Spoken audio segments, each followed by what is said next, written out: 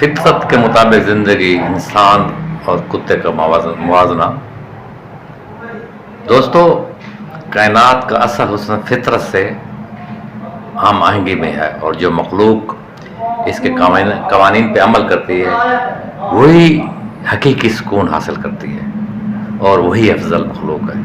اس تنازع میں انسان اور کتے کا موازنہ ایک سبق آموز حقیقت پیش کرتا ہے۔ دوستو، ناراض نہ ہونا۔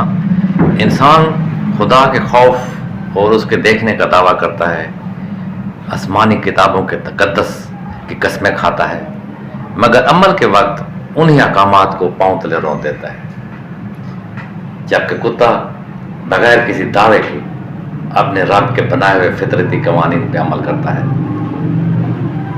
دوستو، لیکن پھر بھی انسان کا دعویٰ ہے کہ وہ افضل ہے۔ کتا کبھی دوسروں کے وسائل پہ قبضہ نہیں کرتا، اور نہ ہی ان وسائل کو حاصل کرنے کے لیے قتل عام اور تباہی پھیلاتا ہے، جبکہ انسانی حرص اور اقتدار کی عوض میں جنگیں چھیڑ دیتا ہے، انسانوں کو قتل عام کرتا ہے۔ لیکن میں سوچتا ہوں پھر وہ افضل کیسے ہے؟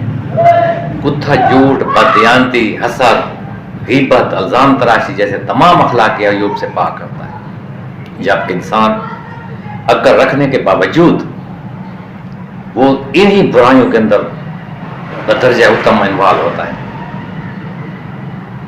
دوستو، کتا ماضی و مستقبل کی فکر چھوڑ کر حال میں جیتا ہے، لیکن انسان حال اور مستقبل بنانے کے چکر میں پتہ نہیں کتنے لوگوں کی دنیا کو تباہ و برباد کر دیتا ہے۔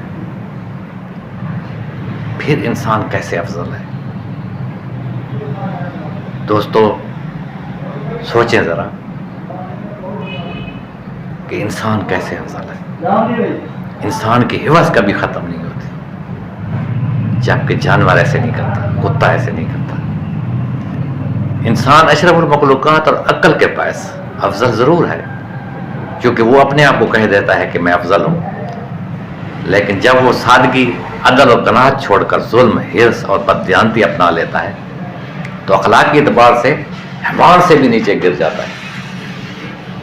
اصل حقیقت تو یہی ہے، انسان کی فضیلت اسی وقت ہے جب وہ اپنے زندگی کو فطرت کے مطابق، متوازن قوانین کے مطابق نبھانے کی کوشش کرتا ہے۔ دوستو، سوچنے کا مقام ہے کہ انسان افضل ہے یا کتا افضل۔